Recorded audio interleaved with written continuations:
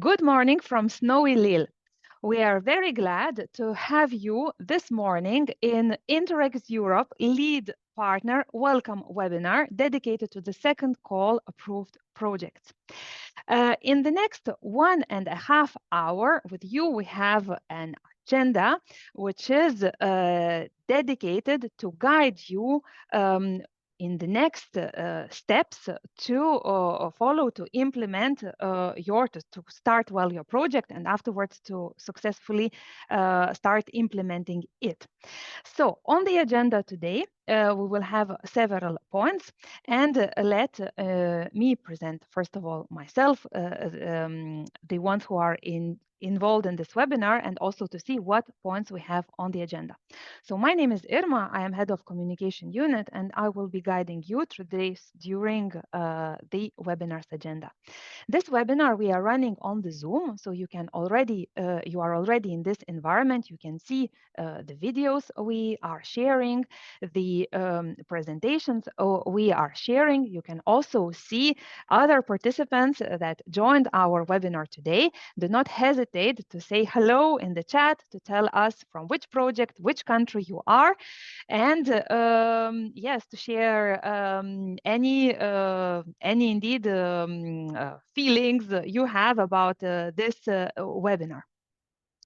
We will be also running some polls during this webinar. So during that time, you will see some pop-ups on your screen, and you will be able to choose the answer to the questions we ask. This webinar is run by several, indeed, team members of Interreg Europe Secretariat. First of all, behind the scenes, we have communication team. It's Petra, Hannah, and Julie who are managing the technical side of the webinar. And there will be a few presenters for today. First of all, you can already see our program director, Erwin Severus. Good morning, Erwin. And Erwin will be soon invited here, indeed, to present you all our team and the program.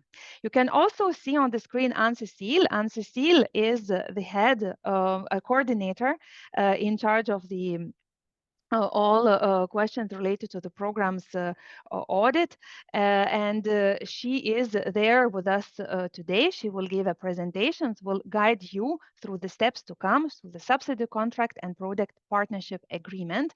And myself, I will presenting communication requirements and providing you tips on events and resources that we have online. In addition to that, together with us, we have also two other colleagues, coordinators of the finance project finances and coordinators for the projects. It's Hassan and Ilaria, who are today answering the questions in Slido. Good morning, Ilaria and Hassan. You can see them now also on the screen. And by the way, talking about the Slido, you can see now a link on our screen, slido.com, #InterregEurope. And this is the space where we would like you ask questions related to the topics we are covering during today's webinar. So in case you have questions related to the topics we covered today about what are the next steps, or what are related to the subsidy contract, partnership agreement, communication requirements, you post them on Slido. In case there are any specific questions related to other topics, do not hesitate to drop us an email because you already by now know that there are policy officers and finance officers supporting your project and following your project at our program. So with this short introduction, I would like to give a word to our program director to welcome you to joining the Interreg Europe's community. Erwin. Yeah, thank you, Emma, and welcome to all of you. I see 130, almost 140 participants. And you are one of the 78 projects we have approved. And if you could move the slide, you see here the overview. About 150 projects were submitted. More than 110 were eligible, and you are the ones who have been not only recommended, but approved by the partner states, and it's just 4 weeks ago. And it's the first official event with you, so the kickoff of your project. So we are very proud to have you in. We're looking forward to start with you this journey through a project. And as Irma said already, today we will give you some main guidance to fulfill the conditions, sign the subsidy contract, and to go on.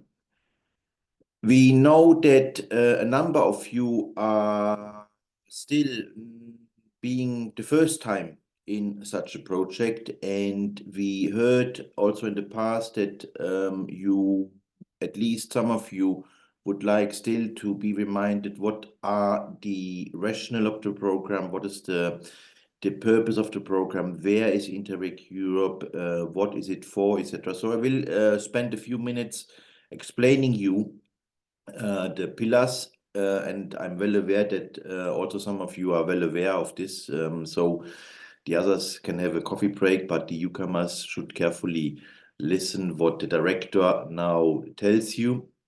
So first of all, Interreg Europe is part of the Interreg family. We have 86 programs, which an amount of 10 billion euros in the programming period 21-27. And you see here on the slide, we have 4 different types of Interreg programs. One part, the biggest chunk, dealing with cross-border issues, so between 2 or 3 borders, problems solved, problems which are border related have to be solved and are solved within this cross-border Strand A programs. Then we have bigger geographical areas, transnational programs called, for example, around the Baltic Sea, about the Mediterranean. We have one here in our building, also the same managing authority, dealing with North West Europe, from Ireland to mid of France, center Germany, Benelux. So these programs deal with issues covering problems in this area, in this related area. Then we have the interregional strand. Before I go to the interregional strand, just a few words on the strand D. Outermost regions here we have mainly the islands belonging to the French territory. So Réunion, Martinique, Guadeloupe, the French can tell them all. Mayotte, they're still not full. Then we have a few islands from in the Atlantic, the Azores and Madeira. So these are Portuguese islands, and then the Spanish Canary Islands.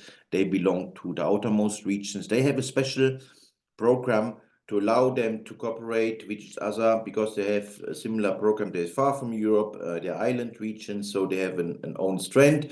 And then we have the strand C, where the Interreg Europe belongs to.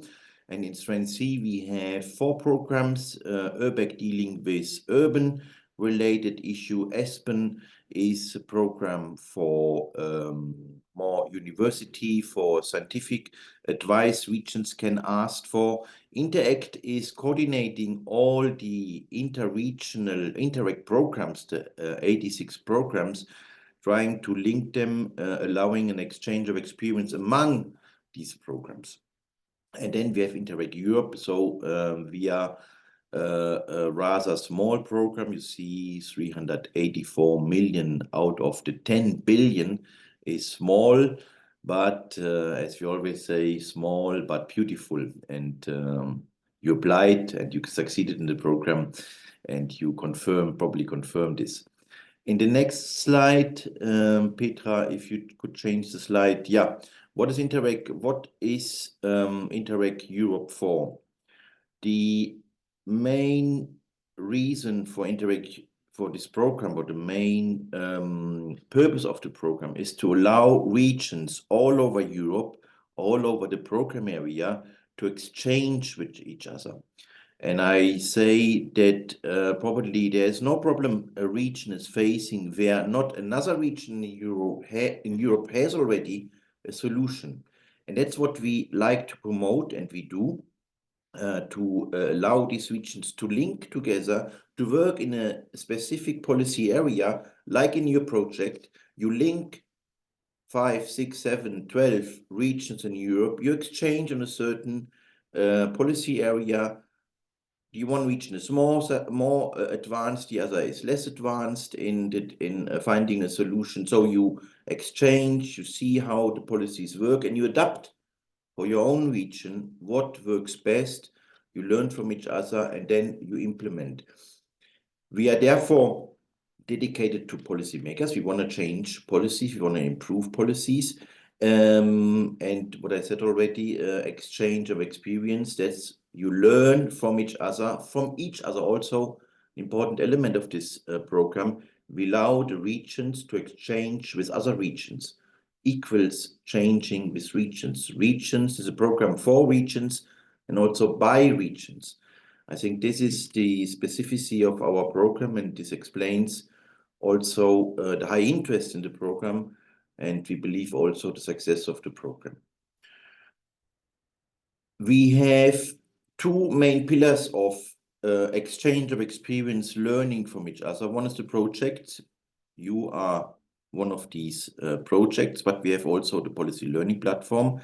Another means which allows region to have outside a project, a policy exchange, a learning with different tools. We offer policy briefs by a number of thematic experts dealing in thematic areas, but also being well aware of local regional policies.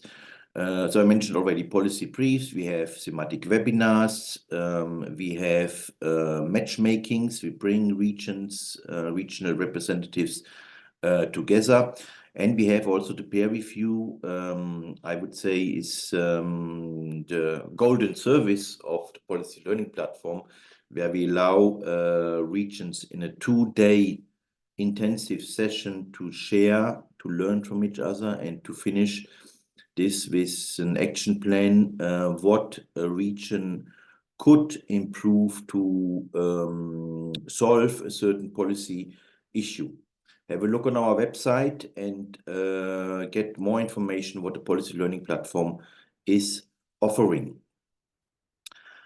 Then I mentioned already 78 projects have been approved. You see here in which thematic areas, mainly green, smart, social. This is also the thematic focus the program partner states set in the terms of reference. Then a little bit less projects in the area citizens, governments, and connected regions. Still, we have projects available there. And this selection of projects mirrors more or less what the partner state sets as a certain target for this program to achieve, having the main numbers of projects in the first 3 and less projects in the last 3.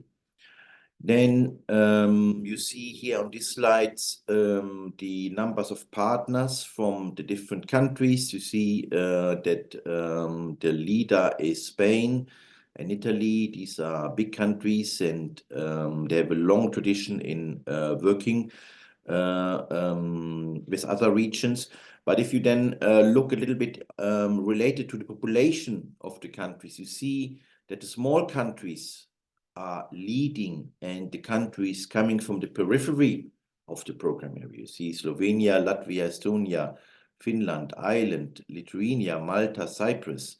So the first 6, 8 are all from the periphery of Europe, and they're interested to tap into the experience of the center, we can say.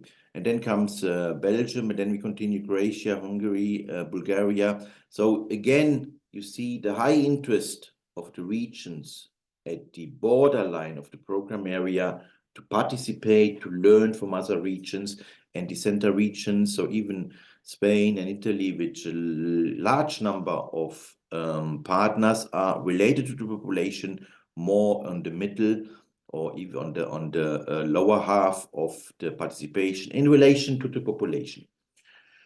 Then, yeah, one news you are probably also aware, we are preparing now the extension of the program area. And you see here yeah, the card is not totally correct. You see in light blue, part of the EU program area. However, I see Switzerland and Norway are already since long part of the program area. So Norway and Switzerland should be probably dark blue. And the light blue is the extended program area. And you see the West Balkan partner states. Albania is unfortunately not yet in, maybe in the future. And then you see Moldova and Ukraine. And here we're offering you possibilities to exchange. And I think we will also announce today or latest at further events how you could extend your partnership into the EU program area. Then, yeah, then remains for me to present you a little bit the team. On the next slide, we show you the structure. We have 4 principal units besides the management, where I'm, of course, sitting in. We have finance and audit, and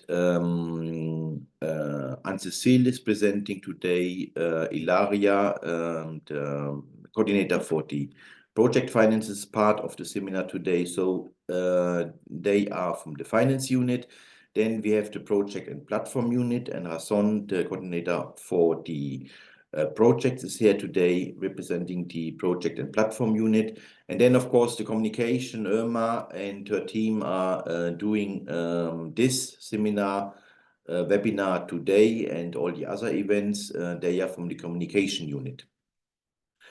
Before I start a quick film about the team, I say already goodbye. I wish all of you a successful webinar, a good kickoff of the project, being successful as all the other projects have been successful, and I trust you are successful. And I hope to see many of you at our lead partner, I think it's called seminar, but Irma will explain you, on 19th March in Antwerp, where we hope to see many of you in person, and you will see us in person, the whole team. And also afterwards we have the event Europe Let's Cooperate, so you are warmly invited. But again, Irma will give you the information. So I close here. Petra, you can kick off the movie, and I hope to see you soon. Hello and welcome to the sunny city of Lille. We have the chance to have blue sky today. Lille is located at the crossroads between London, Paris and Brussels. It is a place where the Interreg Europe Joint Secretariat is located. My name is Fedora. I'm the Project and Finance Assistant. I am the one sending you emails about the latest Interreg Europe updates. Please follow me. I will present you the team.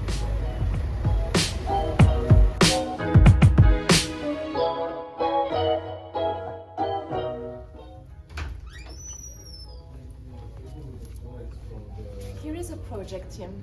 They are in a meeting now. They are currently supporting you with the fulfillment of conditions to get your project approved. They will also help you monitoring your project during all its lifetime. You will have as main contact a policy officer and a finance officer. Here is the admin office.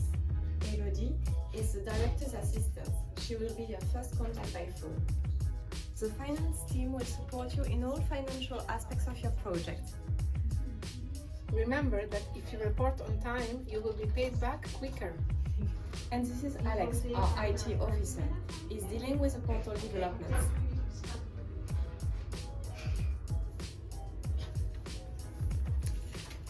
Our communication team will help you promote all your activities and events. We will be soon providing you with the main project visual, A project poster, and of course, your project website. We are always glad to hear about your project achievements. So be active and be loud on social media. This is the Policy Learning Platforms office. These teams helps projects capitalizing on their experience. And you hope you will be active participating in our webinars, workshops, peer reviews, reading our policy briefs, and our thematic news. Here is Erwin, is Interreg Europe band leader. Our director is always very busy, but don't worry, he will keep an eye on you. My team and I are here to support you, so don't hesitate to contact us anytime with your questions or your requests. Now you know all the team. Don't forget to share the achievement of your project. We will be very happy to hear your successes.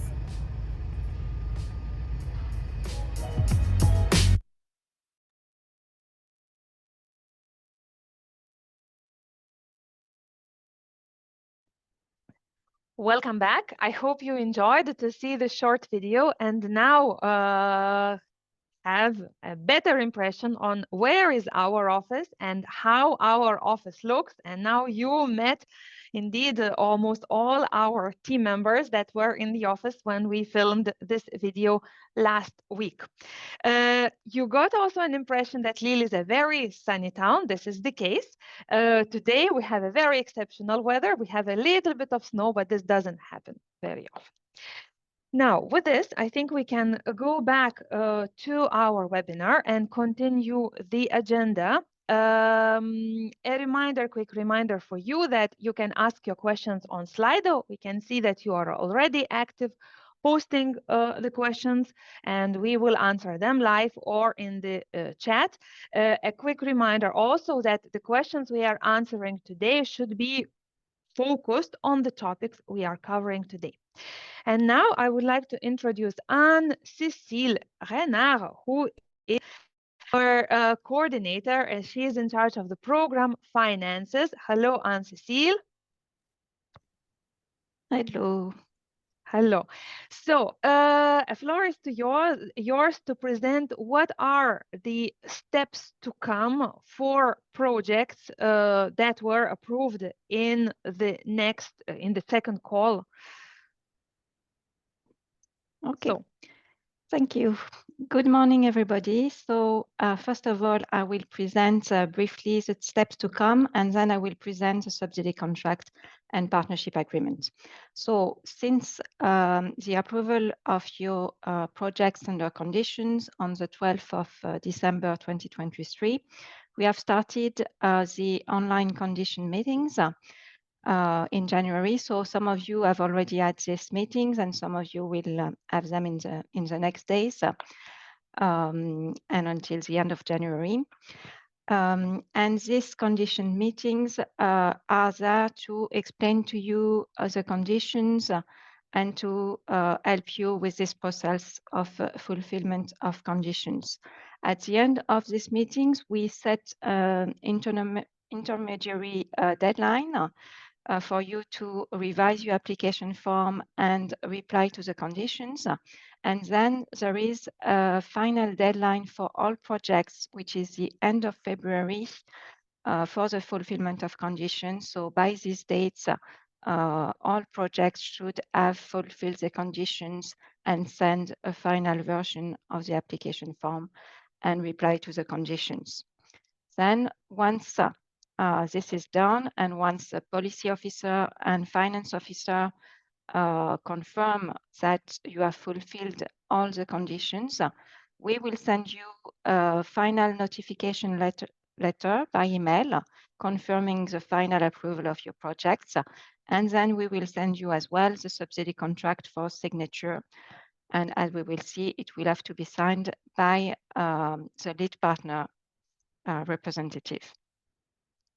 In parallel to this process, we strongly encourage you to already start as soon as possible the finalization of your partnership agreement. I will go in the next slides about the partnership agreement and explain also what it is and how to conclude it with your partners. But it's important to start as soon as possible this process so that you can start your project and have both the subsidy contract and partnership agreement signed as soon as possible. Before I go to the subsidy contract and partnership agreement, an important principle that we would like to remind you is the lead partner principle, which means that the joint secretariats always communicate only with the lead partner directly. And then it's up to the lead partner to forward the communication to the project partners. Similarly, the lead partner should always be the one communicating with the JS for all matters related to the project. So we will send all emails to all lead partners portal users, which means that we ask you to check already in the portal that all the lead partner users are registered in the users the project users section of the portal, meaning the project coordinator, the finance coordinator, the communication manager, so that they receive all our communication. And for this, you have to make sure that they are registered in the system, and also that in the project users section, they are assigned, they are linked with the organization, the lead partner organization, so that they receive all our emails. Regarding the emails that you will send to us, it's very important that you always send your emails both to the policy officer and the finance officer following your project, so that we can follow up closely your project and we can reply to your emails promptly. And please also make sure to indicate the acronym of your project in the subject of your email. This will allow a fast reply and smooth monitoring of your projects. So now we are going to have a look at what is the subsidy contract and what is its contents. So first of all, the subsidy contract structure. So it's a contract between the managing authority of the program, which is the Hauts-de-France region, and the lead partner organization.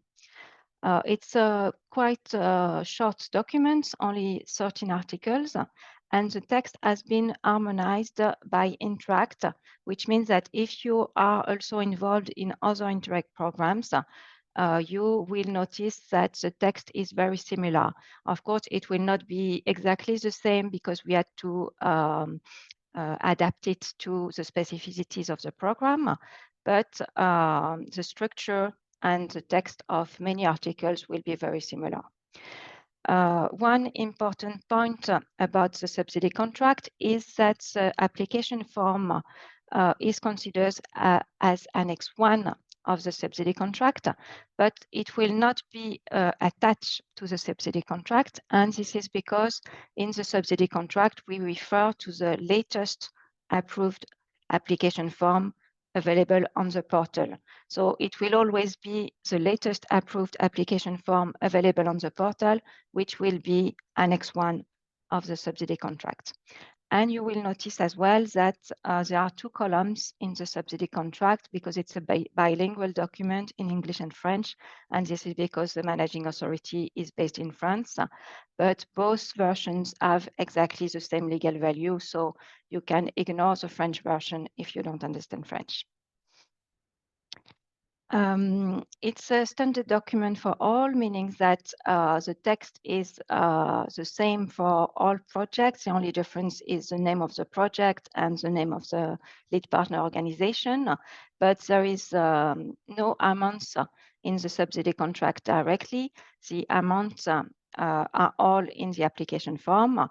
And also you will see that the subsidy contract does not go into the details of all the program procedures. For the details of the procedures, it refers to the program manual. Here you can see the rules which are applicable to the subsidy contract. First of all, of course, the EU regulations, mainly the structural funds regulation, but also other regulations which are listed in the subsidy contract.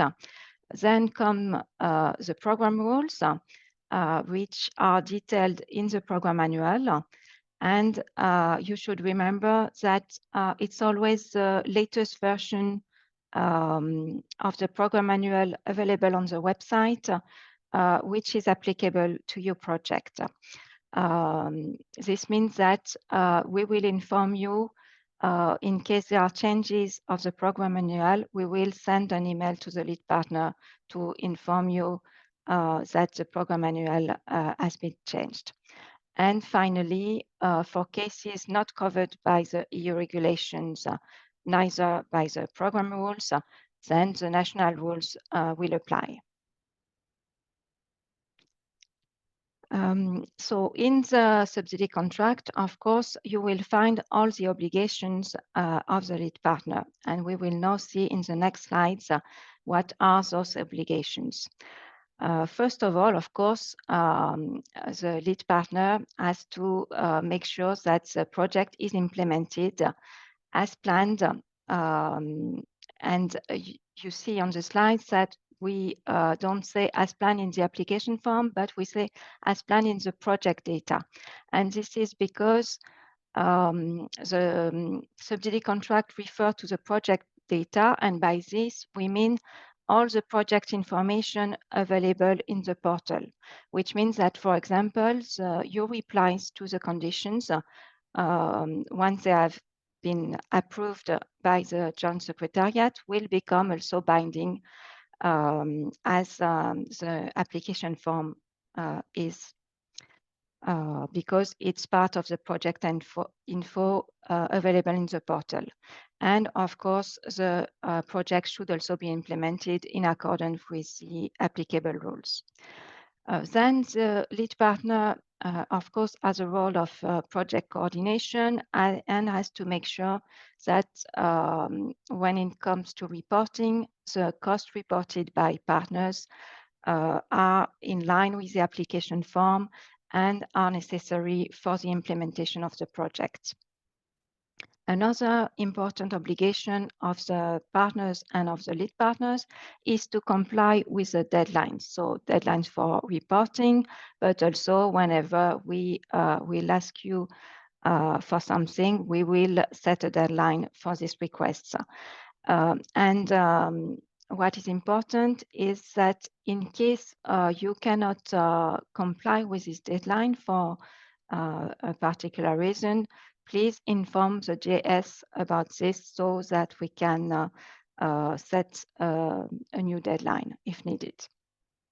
And finally, on this slide, the lead partner is responsible to transfer the Interreg funding, and in case of Norwegian partner, also the Norwegian funding to partners, and this will have to be done in accordance with what you will agree in the partnership agreement.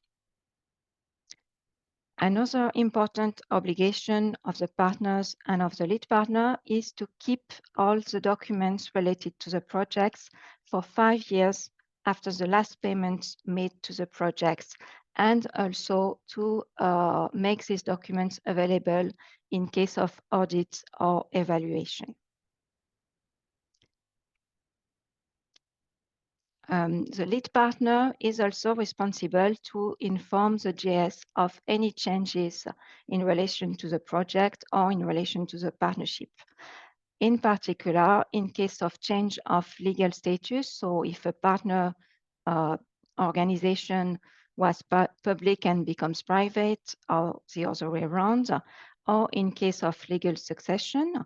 And by this, we mean in case an entity changes and becomes a new legal entity. For example, if there is a merger between the partner organization and another organization, and this creates a new legal entity, we should be informed so that we can advise you how to reflect this in the application form. In case of change of contact details, you should update the contact details in the portal.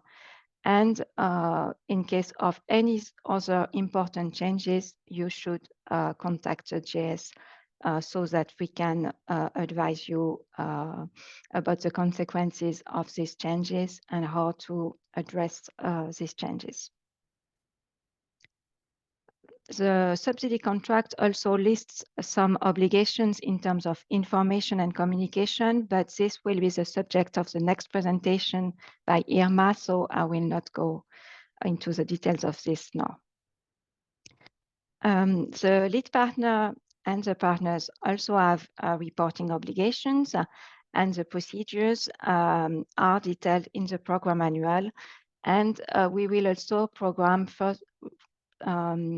give you further guidance on this during the lead partner seminar in Antwerp in March, and also in September during the implementation seminar. So regarding the reporting, just a reminder about the reporting dates. You will have to report after each semester, 3 months after each semester. This means that for the first reporting deadline, it will be the 1st of January 2025. So now let's see what the subsidy contract states in case anything goes wrong. So we will focus on 2 subjects, which are the most relevant subjects in the context of our program. If the budget is not spent as planned, meaning if you do not respect the spending plan and the JS concludes that you will not be able to spend the whole budget, then the subsidy may be reduced. And then if you do not comply with your obligations, corrections may also be implemented, and in the very worst case scenario, the contract may be ended. In case there are irregularities detected, either by the managing authorities, the JS, or other authorities, then the total amount concerned by these irregularities will have to be corrected or reimbursed by the lead partner. So because the subsidy contract is signed by the lead partner, we will turn against the lead partner. But, and this is an important but, as lead partner, you will be able to recover these funds from the partners through the partnership agreement. And we will now see what is the project partnership agreement. So it's an agreement that is signed by the lead partner and by all the partners listed in the application form that will report cost. This means that the policy authorities, or responsible policy authorities, associated policy authorities, do not have to sign the partnership agreement because they will not report costs directly. But of course, you can mention them in the partnership agreement, but they don't have to sign it. The project partnership agreement is compulsory. It has to be signed by all project partners and the lead partners. And one question that we often receive regarding this is whether it has to be signed on one single document by all project partners, or whether it can be signed bilaterally between the lead partner and each of the project partners. And the reply to this question is that it is up to the partnership to decide on the procedure for the signature of the partnership agreement, since it's an agreement between the partners. But indeed, we have seen that some projects agree to sign bilateral agreements between the lead partner and the project partners. And it could indeed be a good solution to accelerate the signature process of the partnership agreement. However, if for some reason you think that it's better to have the project partnership agreement signed in one single document, then we advise that you use the opportunity of the first kickoff meeting to have this agreement signed by all partners. This project partnership agreement contains all the obligations deriving from the subsidy contract and also additional provisions, because it's in the partnership agreement that, for example, you will decide how you will agree on important decision about the project or about the partnership. So the decision-making process has to be agreed in the partnership agreement. And also there are some annexes to the partnership agreement, and one of these annexes is the preparation cost.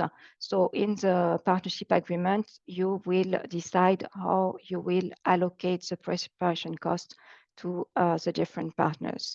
One other topic that is also important in the partnership agreement is the time frame for the transfer of the Interreg funding and Norwegian funding. This should also be indicated in the project partnership agreement and agreed with your partners.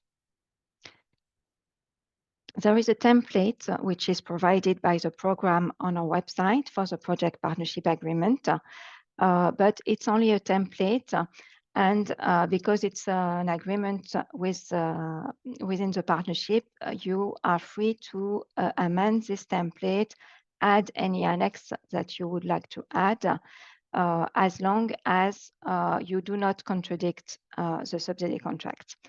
And very important point is that the project partnership agreement has to be signed by each partner before they can report for the first time to the controller. And this will be checked by the controller when the partners will report for the first time. And to conclude, you can find all these documents that I mentioned, so the subsidy contract, project partnership agreement, and program manual on our website. And we really encourage you and your partners to read carefully all these documents. And also under country-specific information, you will find information about national contact points, national rules, and also the controllers information. So really encourage also your partners to have a look at this section. And that's all for me, but of course, I'm happy to answer your questions now.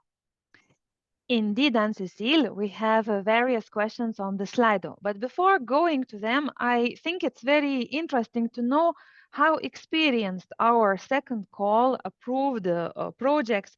Those I could see there are almost 160 participants today with the Interreg Europe program. So now on the screen, we have a question on how much do you know Interreg Europe project implementation? A lot. I have been a lead partner in many projects. Somewhat, I have been partner in several projects, but it's the first time I'm a lead partner and not that much. It's my first Interreg Europe project. So you can choose the answer that matches your experience and we'll see what results we get. Yes. Anne-Cécile, what's your expectation? Do you think we'll have a lot of experienced project implementers? Well, to be honest, I'm really curious to see the results of this poll. Okay, so then maybe we can see what are the results and how experienced are our webinar participants. Look, 36% say that they have been lead partners in many projects. 37 say that they have been a partner in several projects, but it's the first time they are leading a project. And 37 say that it's the first Interreg Europe project. So it's really quite an equal division we have today and will have indeed during the project implementation of the second call projects. Let's have a look to the questions then. To the questions that were posted on Slido. So I can see that there are several questions already answered by our colleagues. So we will take the questions that were not answered yet. For example, are there any major changes compared to the first call terms of reference for lead partner obligations, the subsidy contracts and partnership agreements?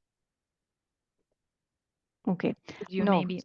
The lead partner obligation have not changed compared to the first call, and for the subsidy contract and partnership agreement, we made very minor changes to these documents recently, but this was just in relation to the extension of the program to 7 new countries.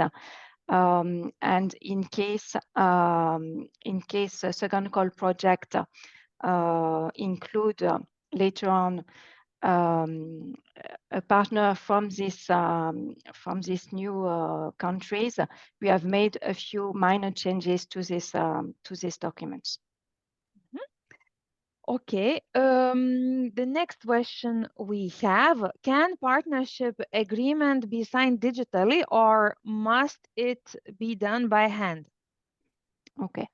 As was saying in the presentation, the partnership agreement is really an agreement between the partners. So it's up to the partners to decide how they want to sign it. So it could be digitally or by hand. It's up to the partnership to decide. Next question, also about the signing. When is the deadline for signing subsidy contract and how it should be submitted?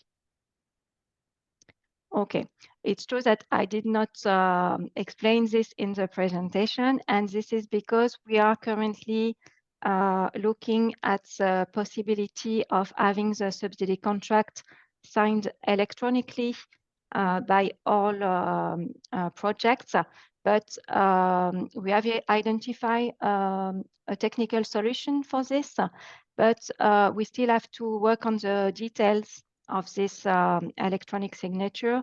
And so we are not 100% sure that this will be available for the signature of this particular subsidy contract. So it may be that the subsidy contracts for the second call project may still need to be signed on paper.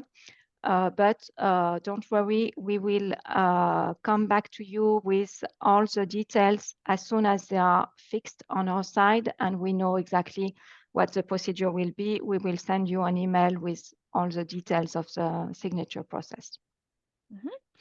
I can see that there are other similar questions on the same subject, and good we clarified, because we have also the questions about the signing of the partnership agreement on a separate page or the same partnership, but this we answered already at the presentation. Then we have a question: can we include in the partnership agreement payments are made as up? Can it be included in the partnership agreement? The question is.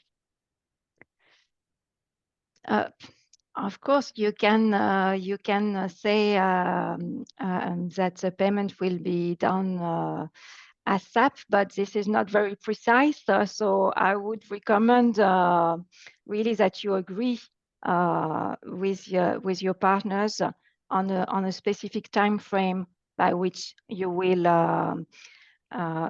pay you will transfer the money to the project partners, and this is I think in the interest of the whole partnership to have clarity on by when they will receive, the partners will receive the funding, and by when you as lead partner are expected to forward this. So it could be, for example, within 1 month, the payment should be done. ASAP seems to me a little bit vague, but it's up to the partnership to decide what time frame to include in the partnership agreement. Talking about the signed partnership agreement through the Interreg Europe portal, when we submit the clarifications, modifications to our application, so do we have to submit the signed partnership agreement through the portal when we submit the clarifications, modifications to our application? Can we submit it later with the first progress report? Yes, indeed, it will be with the first progress report.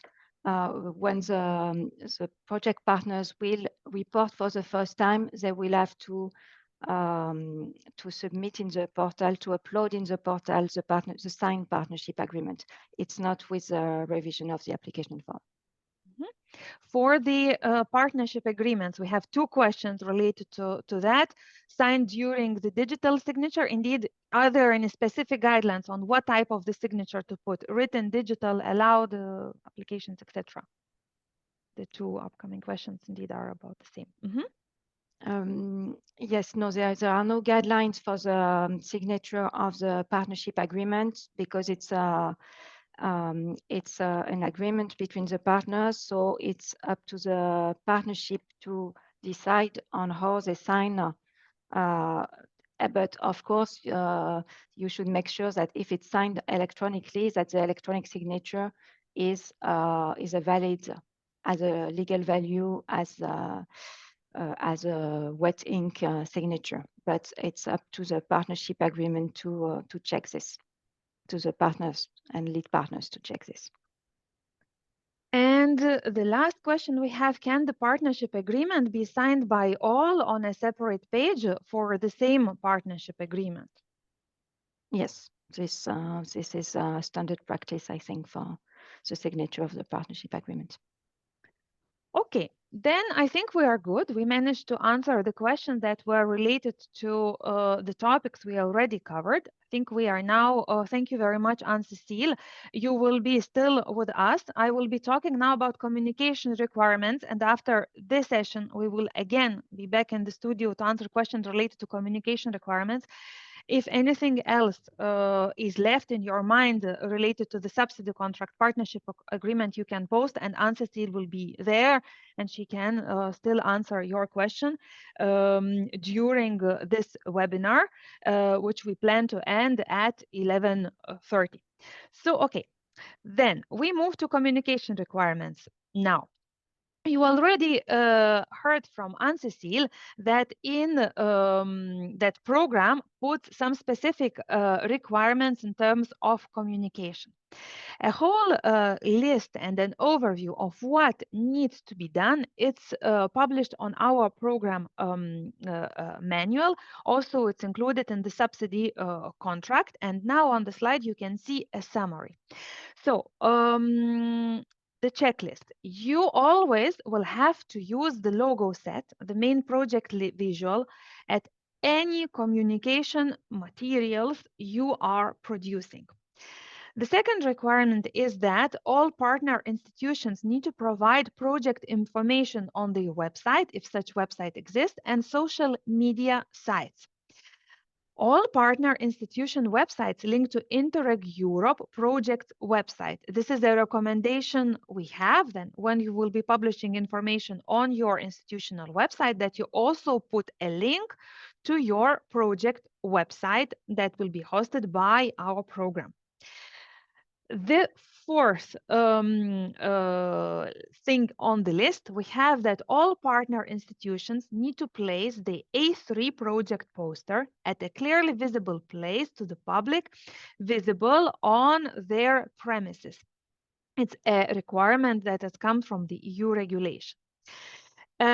Another requirement we have that plaque or billboard has to be placed at the clearly visible space for the public at the start of the physical implementation of a pilot involving investment, the purchase of equipment, or the installation of the equipment. This might be relevant to the projects that have pilot actions planned during the implementation of their project. Another requirement we have that EU support has to be mentioned on all documents used for the public or participants in the project activities. And you also need to update your project website at least once every 6 months.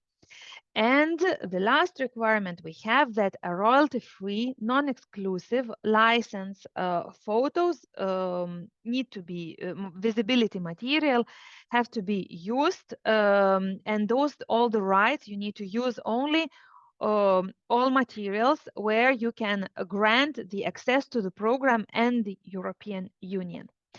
Now let's have a look how the program will be supported and what is meant by that. Program will be supporting to you, and we will be providing the project branding guidelines. You will get from us the project main visual, indeed your project logo to be, we can call it this way, to be used on all the materials you are producing. You will work with us to design the A3 poster template that will be afterwards, you will put afterwards in the premises of all the project partners.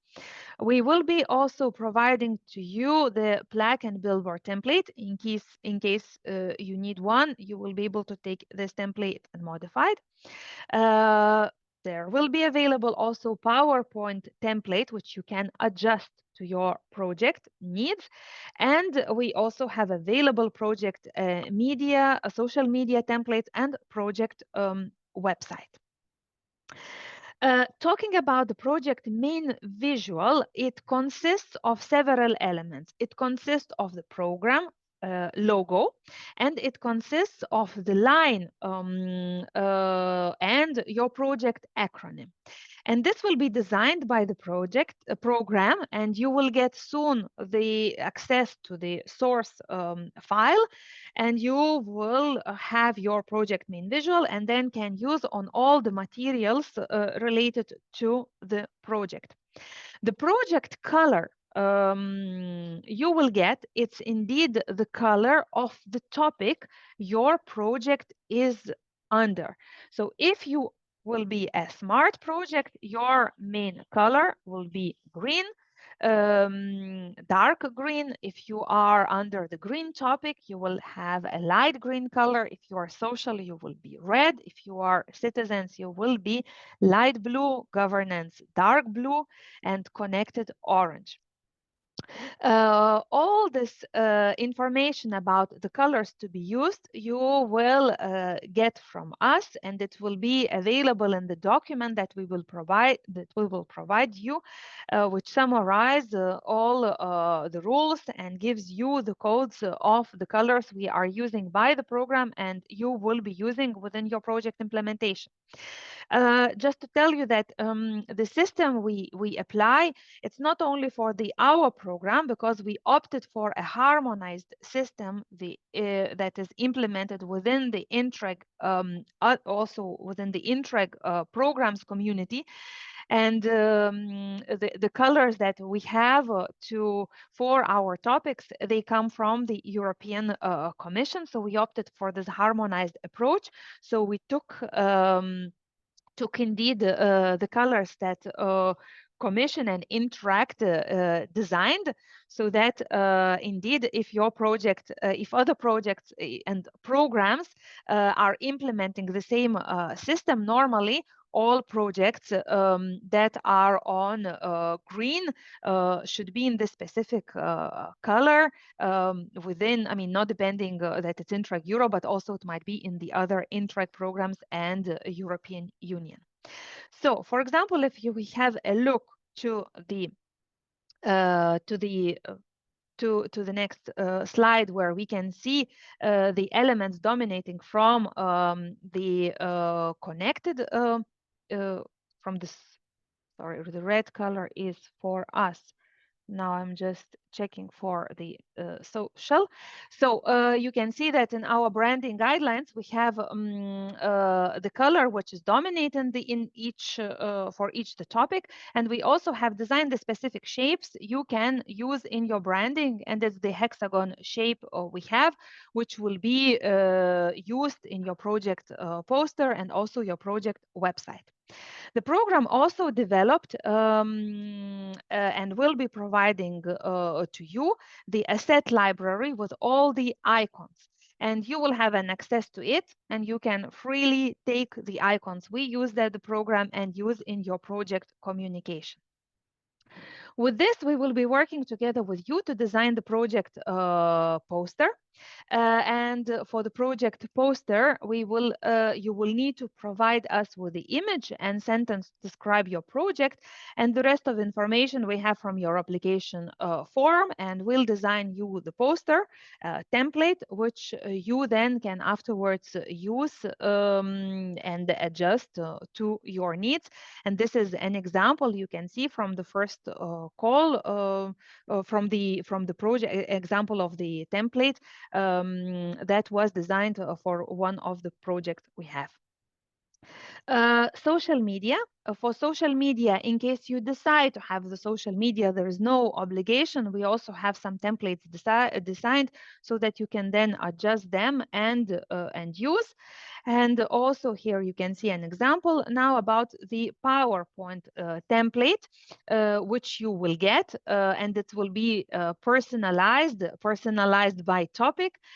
So you will take your topic color, and you will make adaptations for the logo, for example, and the PowerPoint template will be ready for you to use.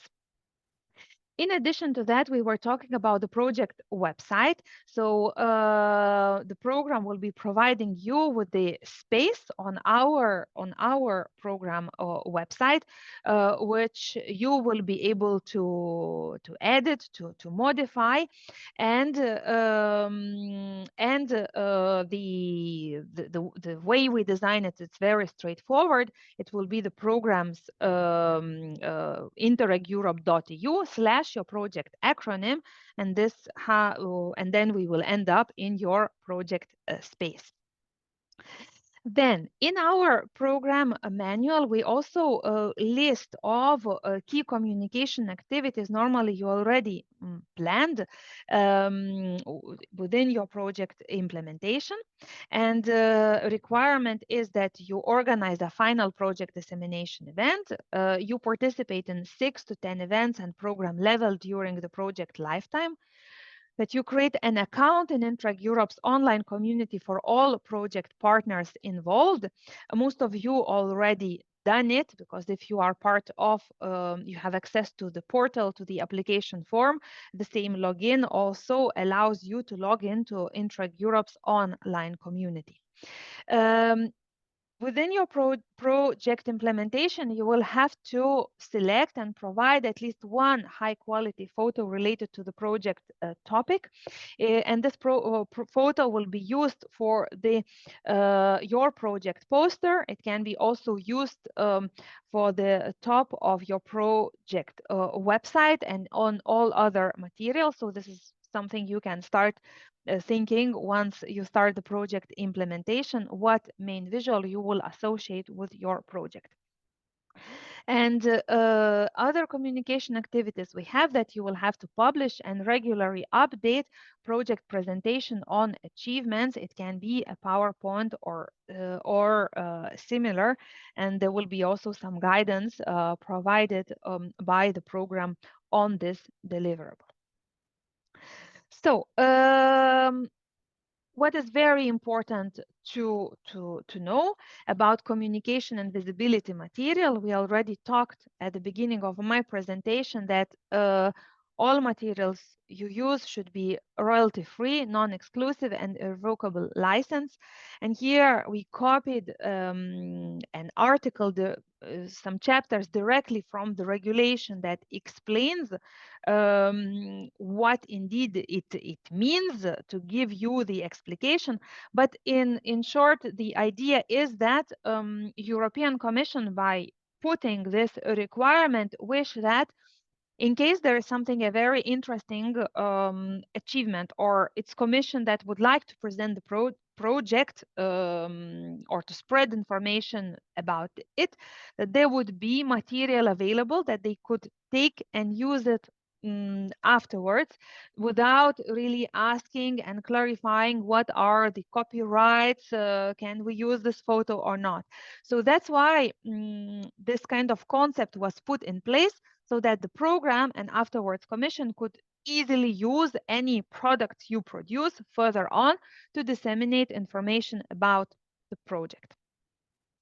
So then we also have a requirement on our side, on the program side, that there should be 2 project videos produced. One at the start of the project about the project, what it is, what are the objectives, and another one about achievements toward the end. And those videos should be short, up to 3 minutes, and useful to all project partners, and not exceed the cost of 5,000 euros per video. So normally this is already planned in your project application form. And this is the project you will be working. Communication team and the program will further support you and provide the guidance, and will share examples, because we already have the first call projects that started, created a video, so you will be able to get some inspiration on how this project could be implemented. Then, talking about the project presentation, that should present achievements, policies change, cover all regions and project partners, and be regularly updated. Again, there will be more guidance from the program on this.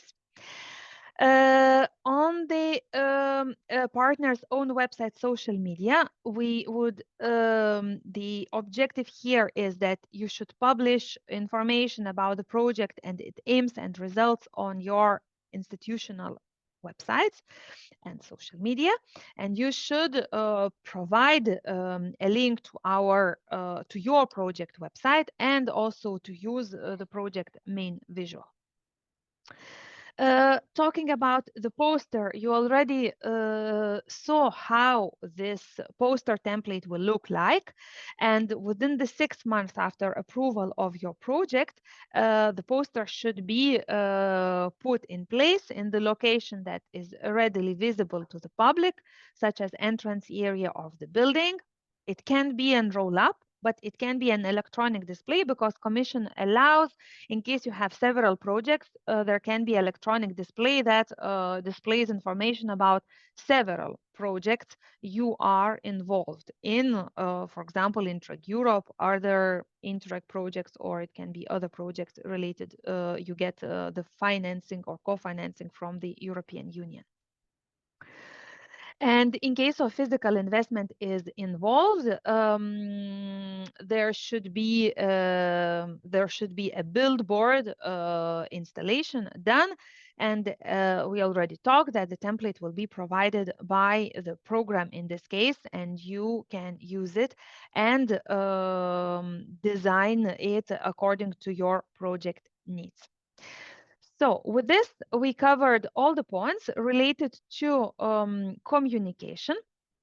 And now I'm ready to see if we have any questions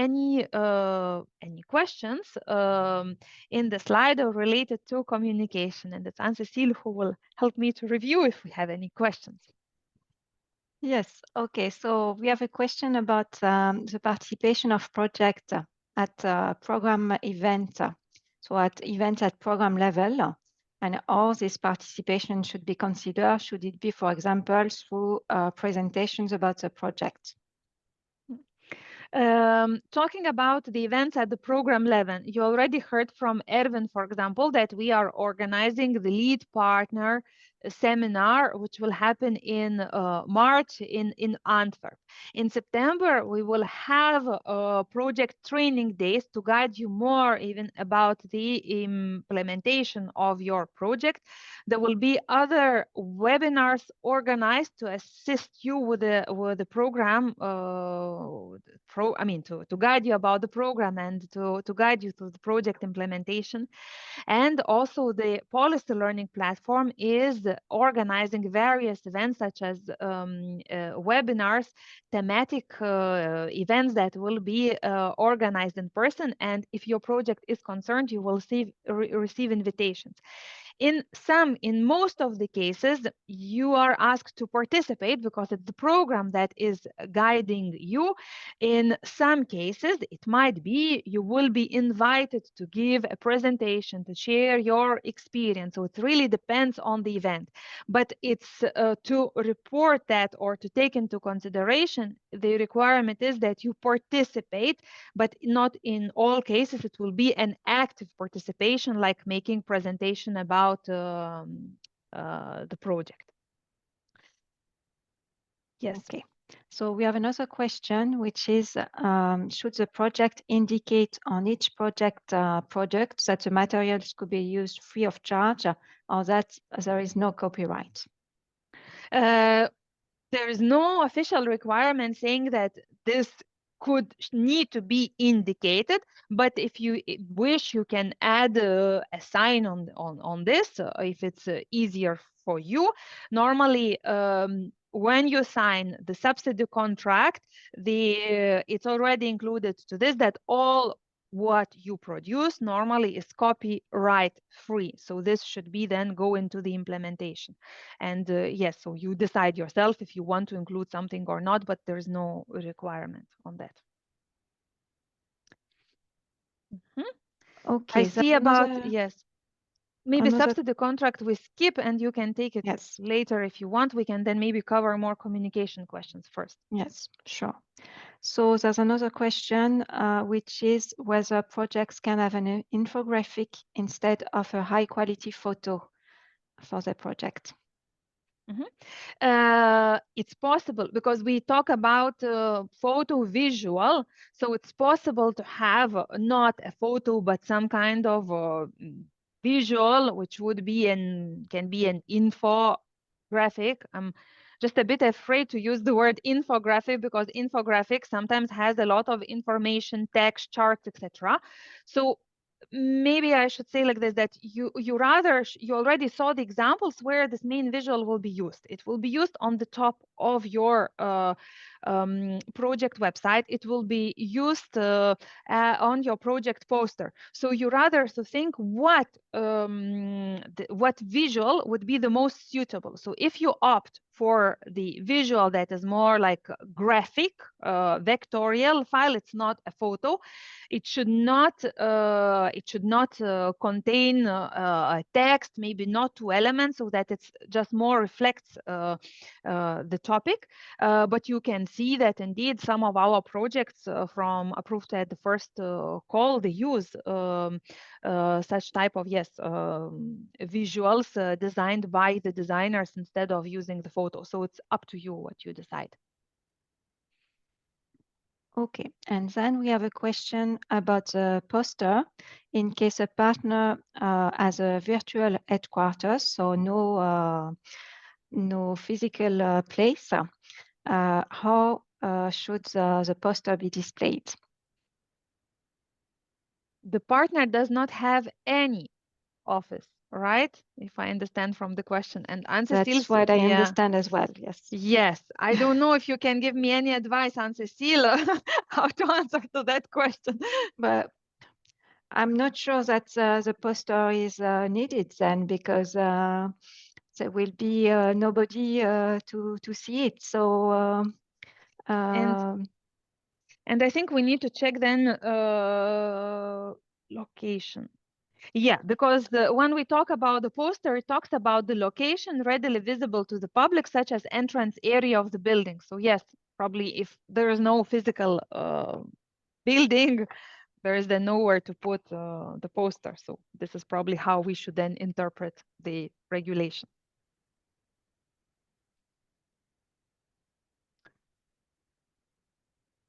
okay, then there is a question, can an infographic be AI generated? Yes, it can be, as long as it matches this criteria that it's copyright free. It can be done also asking the artificial intelligence to help you with this task. Yes, I am glad, Anne-Cécile. The last question is for you. Yes. And it's because for communication we covered all. And the last question, it's seems that it's not yet clear for some of the participants how to sign the subsidy contract. Maybe you can explain Yes, well, how to do it. Yes. In fact, it's normal that it's not clear, because we haven't explained how it's going to be signed, and it's because, as I mentioned before, we don't know yet exactly for this call how we are going to ask you to sign it. We hope that we can ask you to sign it electronically through a technical solution. But we are still working on it, examining all the details of the procedure. And so as soon as we have clarity on this, or it will work, we will send you detailed instruction on how to sign the subsidy contract. And if we cannot use this technical solution for this call, we will also then explain by email, or it has to be signed using wet ink, so on paper. So don't worry, you will get instructions from us on this. Great. I think we covered all the questions we have on Slido, and now we can go through the rest of the points that I left, Anne-Cécile. So in terms of what we were discussing today and where to go for more information if you need. On our website, we have the Implement a Project page, which is dedicated to the 2021-2027 implementation period. And this is where you can find all material related to the project implementation and several guidance from our side. Another document you already know, because we were talking when you were preparing your project application, that the program manual is like a Bible, the document where you should always refer and consult if you have the project implementation related questions. We also advise you to sign up to our newsletter in order to get all the latest updates about the program. Once a month, we send a newsletter, and there we announce all important developments of the program. So it's also a very good way to keep updated on the program activities. Then we would like to ask you to join the Interreg Europe's community and to do that together with your project partner, so that you do that at the beginning. You already know that if you want to join the Interreg Europe's events or activities, all the registration goes through the Interreg Europe's community. So by default, you are already in, but if your project partners are not yet in, you should invite them to join and to register. Then it's important for you to remind how and when to contact us. So in terms of communication, because you in the Secretariat have responsible policy officers, a policy officer and finance officer who are supporting you on the project implementation. In addition to that, you also have a communication officer who is supporting you at the Secretariat for any website related matters, for any project website related matters. So you can contact us. Indeed, it's a lead partner or communication manager that can send an email to the Secretariat if you have any questions related to website, or within the project partnership, all queries channeled through communication manager or lead manager should indeed, you should follow that principle. You should always put in copy your communication responsible person for any communication related matters, and you always need, indeed the main rule is that the email needs to be written by the lead partner to your policy officer and the finance officer. In case there are communication related matters, you put also your communication officer at the Secretariat in copy. So this is the main rule you need to follow. Talking about the upcoming events, we already talked that there are some events upcoming and we know the dates.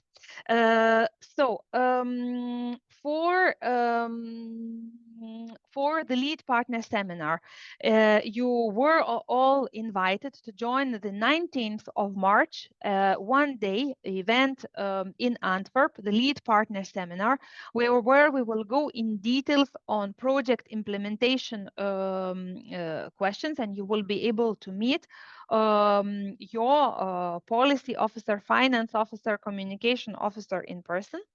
On 21st of March in Antwerp, there is a Europe Let's Cooperate event. It's a second call launch event that provides the networking opportunities for the ones that are eager to join or to implement or to apply for the project within the third call. I see that there is a mistake on the slide we have. We will correct it.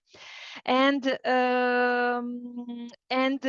during this event, the second day, the 21, there will be many thematic workshops organized, and we also have the study visits in the event, included in the event agenda, where you will be able to join some of the good practices that come from Antwerp. So it's a very interesting, I think, event to come, to network, to get inspiration that can be useful also for your project implementation. But primarily this event, for your information, is targeted to the ones who are eager to apply within the upcoming call and are interested also to benefit from the policy learning platform activities. We will also have a webinar to support you on project websites, and we are discussing the date. It might be in June, or it might be done also earlier in April. So we will announce you a date once it's confirmed. During this webinar, we will be guiding you on how to administrate your project website, how to update the information, and we'll give you all guidance on this.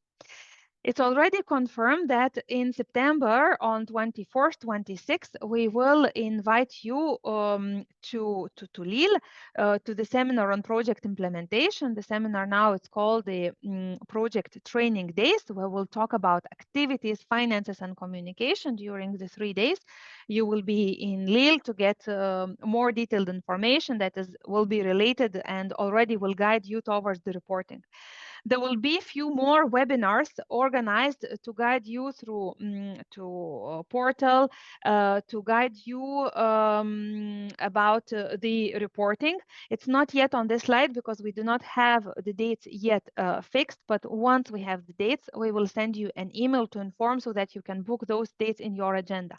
And in addition to this, we are also planning to organize a big online event. I'm saying big because it will be for the lead partners and the project partners to present you a meetup of the project with the policy learning platform team, because they will be supporting you in capitalization of the project results. And so we are planning to do an online event to present you the policy learning platform team and all the activities that are related to the policy learning at our program. Talking about the policy learning platform, they will be inviting you to join thematic webinars. They are also producing the policy briefs. You will receive information about this. And on the slide, we put 3 upcoming events. We have 3 webinars upcoming in one in January, one in February, one in March. If the topic is interesting for you, do not hesitate to go to our event website and register. Those events are open to all our projects and beyond. Also, the ones who are interested in the topic not coming from Interreg projects can join those activities. So with this information, I think we are heading towards the end of our webinar of today. Now on your screen, you can see a feedback form. So do not hesitate to give you a feedback on this webinar. A reminder to you is that this webinar is recorded. So you will, and the recording will be published on our website. You will also get links to all the materials that were used today to the presentation so that you can consult them later. So with this, I would like then to thank you to all of you for your active participation, for all the questions you sent to us. And I would also like to thank you to all my colleagues, to first of all to Anne Cecile, who was today with us and explained you all practicalities related to the subsidy contract, presented the next steps, also talked about the partnership agreement. Thank you to Ilaria and Hassan, who were with us today and were answering to your questions online. Thank you to communication team, Petra, Julie, Hannah, who were managing behind the scenes, the chat, the technicalities of the Zoom. And thank you to also to Amandine and Fedora, who were working hard last week to create the nice video to present the team that we were able to show today. So thanks a lot for all of us. You know now that As our director, Erwin, told, we are here to support you. So if you have any questions, you know us, and you always know that you can always contact us, send us an email to your contact person at the Joint Secretariat, and we are here to support you. With this note, I hope that we'll see. I will meet you, and we will all our team will meet you soon, so that we will meet in Antwerp on the 19th of March. In the meantime, I wish you good luck to fulfill all the conditions and to get your project started. Bye-bye for today, and thank you.